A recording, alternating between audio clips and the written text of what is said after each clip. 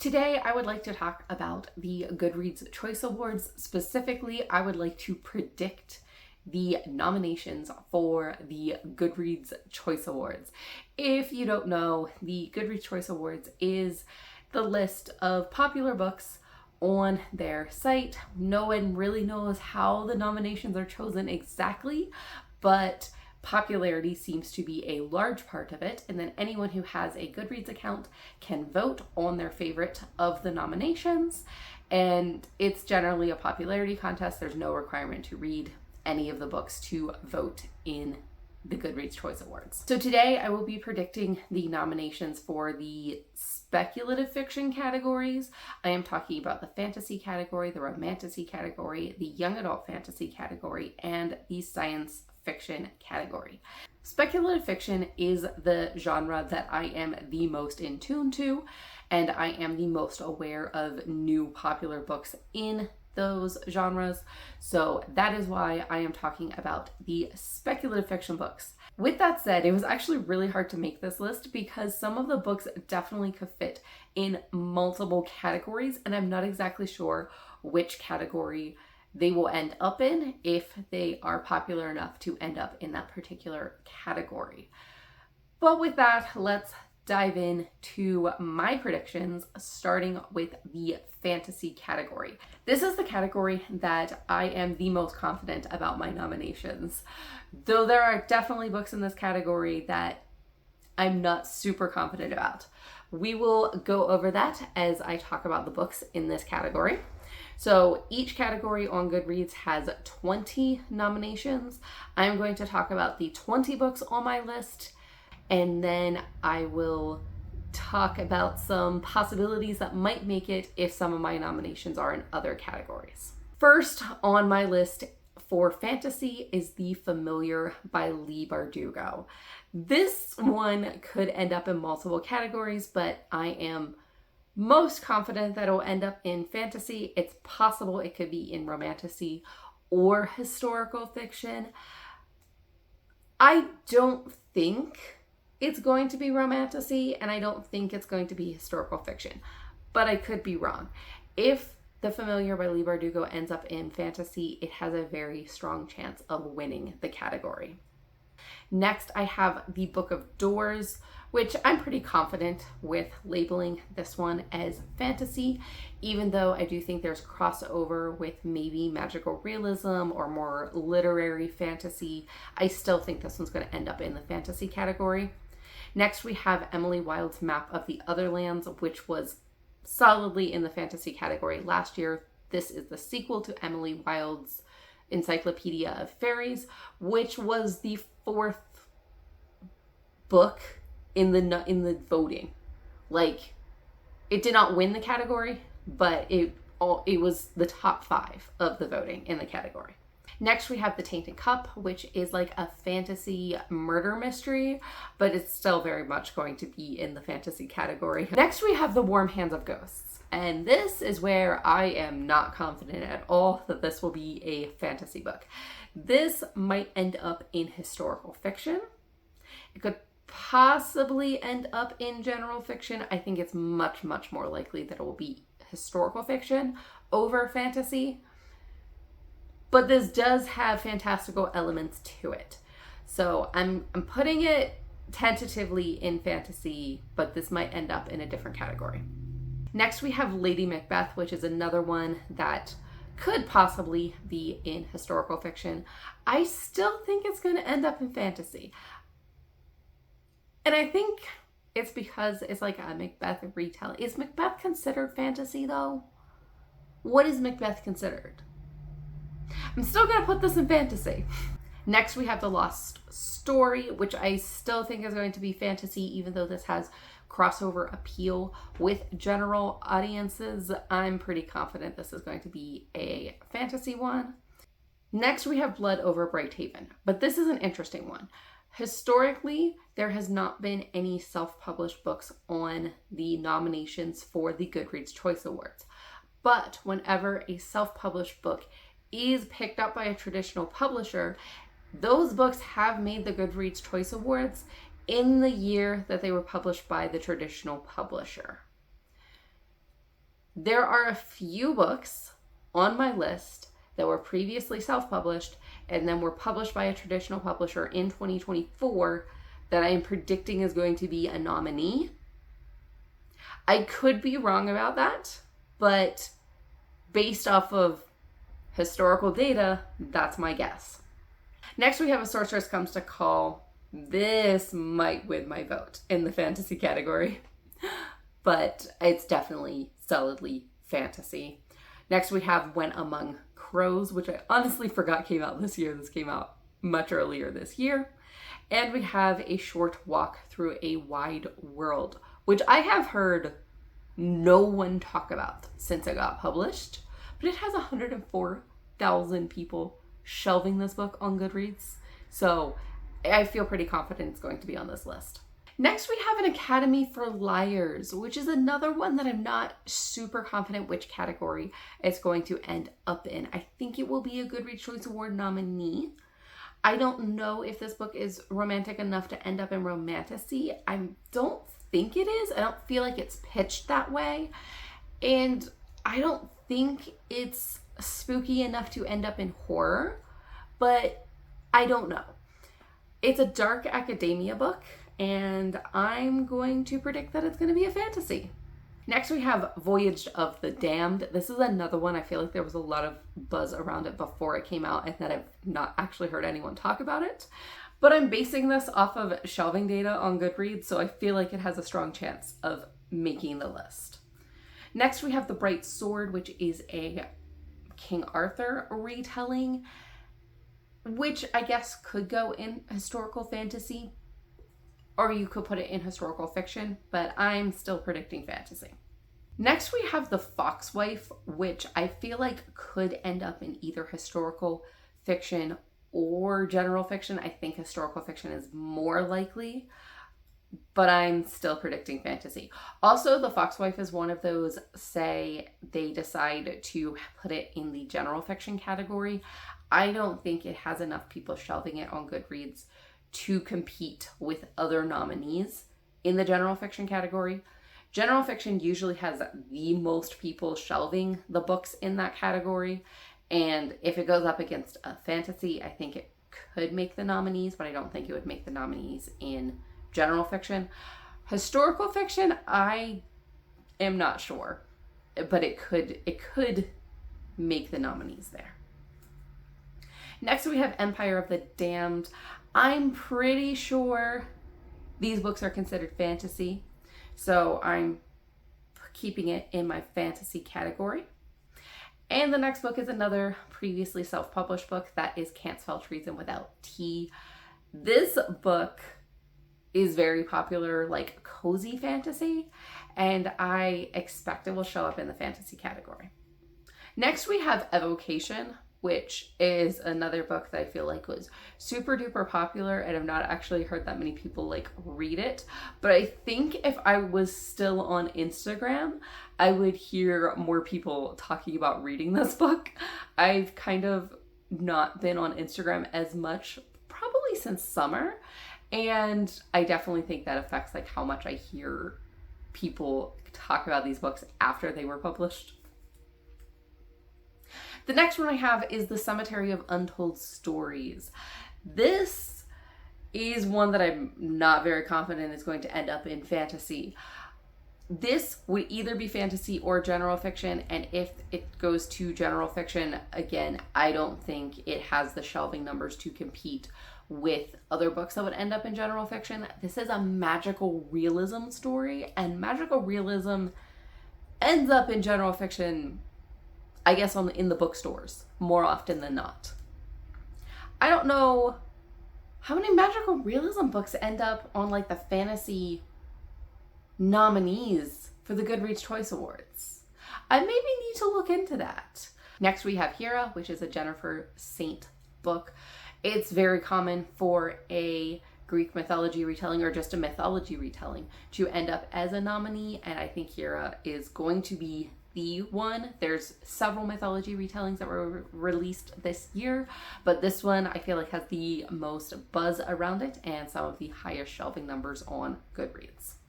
Those are the 20 books that I believe could end up in the fantasy nominations. Since there was enough of those that I have asterisks on that could end up in different categories, I'm going to go ahead and throw out a few more titles that I believe could be fantasy nominations. First being A Letter to the Luminous Deep. This one was one that I feel like had a lot of buzz, and then after it came out, maybe people didn't enjoy it as much as they expected to based on the premise, but it still has a lot of shelving and decent ratings behind it, so I think this one can make the list. Next we have Mistress of Lies, which I have heard no one talk about, but it was on my list of books that were coming out in 2024 that I put on my list before it came out, so it has really good shelving numbers. It could make the list. Next we have I'm Afraid You've Got Dragons, which I'm pretty sure this is one that was also previously published and then published again this year, and I'm not sure if it was like self-published previously, but I think it has a chance of making the fantasy nominations of the Goodreads Choice Awards this year. The next one I have is really interesting. It is Sunbringer. This is the sequel to Godkiller. So last year I predicted Godkiller would make the nominations for the Fantasy Choice Awards, and I was incorrect. Godkiller did not make the nominations of the Fantasy Choice Awards. Sunbringer has really good shelving data on Goodreads though. So I don't know what to make of that. I guess that means one of the ones I've named previously is probably going to be on the list over Sunbringer. And lastly, we have Fury of the Gods and the Book That Broke the World. I don't really think either of these two are going to make the list because whenever I look at the shelving data, they have fewer numbers than all of the other books I've mentioned. But if several of the books I've mentioned end up in other categories or not making the nominations for some reason, it's possible either of these two could make the list. Moving on to Romantasy. So I am definitely less plugged into Romantasy as I am plugged into fantasy. So the top 5 on this list, I am pretty confident are going to make the Romantasy category. I only have 10 books on this list though. So there's definitely some Romantasy books that are not on my radar that are going to make the list. So my bottom 5 are books that I think could make the nominations, but I'm a little less confident just because I don't have as much data behind these books. First one is House of Flame and Shadow. This is probably going to take the category. It has over 1 million people shelving it on Goodreads. Like, I don't see a way in which this book does not win the category unless there's another book with just as much hype behind it. Next we have A Fate Inked in Blood, which is another very popular romantasy that this book has almost 500,000 people shelving it on Goodreads. So it's definitely making the list. Then we have Feybound and 5 Broken Blades, followed by A Song to Drown Rivers. All of these have over 100,000 people shelving them on Goodreads, so I think there's a very strong chance these ones are going to be on the Romantasy list. For the next 5 in this category, these are Romantasy books that I've seen a lot of buzz around, but I'm not sure if they're going to make the list simply because I don't know what all of the books are that they are competing against. So we have A Dark and Drowning Tide, The Wren in the Holly Library, The City of Stardust, For She Is Wrath, and A Feather So Black. Moving on to the young adult fantasy category.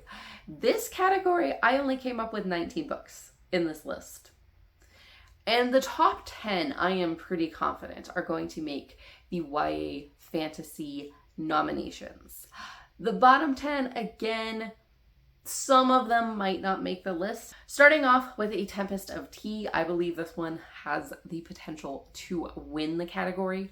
Of the books that I looked at and looked at the shelving data for young adult fantasy on Goodreads.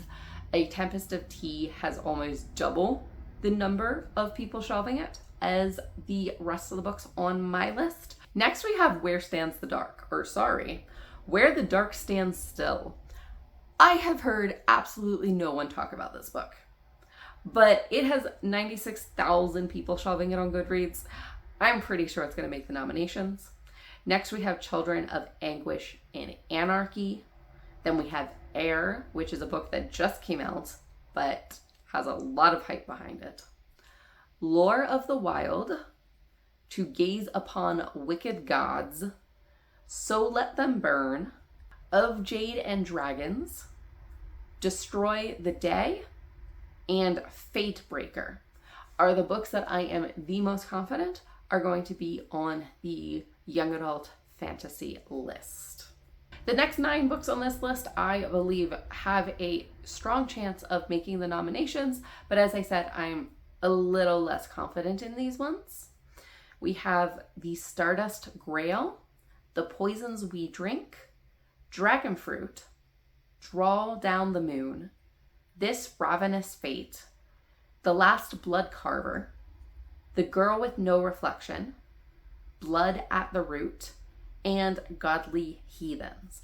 Godly Heathens is a book that came out last year, but it came out after the cutoff date for the Goodreads Choice Awards, so it is eligible for the nominees this year.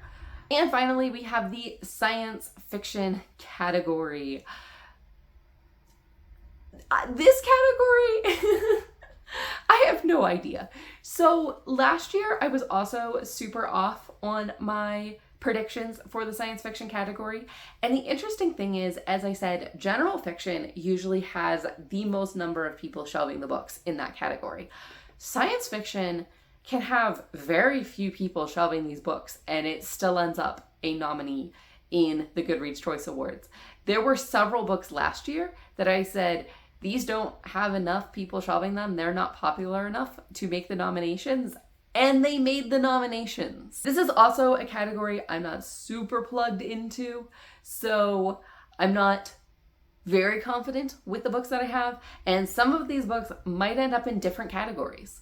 So with that, let's get into my list of 10 books that I believe could be a science fiction nominee for the Goodreads Choice Awards. Starting with The Last Murder at the End of the World. Is this going to be a science fiction book, or is it going to be a mystery thriller? I think it's going to be in the science fiction category. I also think it has the potential to win the science fiction category simply because I think there's crossover appeal into other categories, and I think there's enough people that could rate this book, that could vote for this book, that maybe don't typically read science fiction. Next, we have Dungeon Crawler Carl. So this is another book that was previously self-published, was picked up by a trad publisher this year, and I'm pretty sure 3 books have been released by a trad publisher this year. I'm just going to pick book number 1. Usually book number 1 has the best shelving data behind it. Assuming that Goodreads does what they did historically, I think this one can make the list. Next, we have The Mercy of the Gods. I think this one has enough shelving data behind it. I'm pretty confident this one's going to make the science fiction nominations. Next, we have Defiant, which I don't know what to do with this book. So this one was another one that was released in 2023, but it was released after the cutoff date for the nominations. So this one is eligible for the 2024 Goodreads Choice Award nominees, but it is a young adult science fiction. And I'm not sure that they nominate young adult science fiction in the science fiction category. But there is no young adult category that it fits other than, say, general young adult books, which are usually contemporary books. So I just don't know what to do with this one, but I also go, can I really imagine a Brandon Sanderson book not making the nominations? Like, Wind and Truth is being released after the cutoff date, so there's a very high chance it will make the 2025 Goodreads Choice Award nominees. But what do I do with Defiant? I don't know. The next book I have is The Other Valley. I am pretty confident this one is going to make the science fiction category. This one, I feel like, is more literary sci-fi, so there might be some crossover appeal with general fiction, but I don't think this one is going to make the general fiction nominees, and it has the strongest chance in science fiction. Next, we have the Book of Elsewhere, which I don't know what genre this book is. It's literally advertised as like genre bending. I think it's closest to sci-fi. I'm gonna guess it's going in sci-fi. And the final 4 books I have for science fiction is Absolution, Floating Hotel, Service Model, and Remember You Will Die. Those are my predictions for the Goodreads Choice Awards.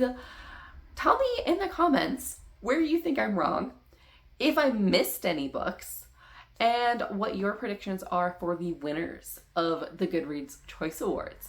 And I hope to see you in another video. Happy reading!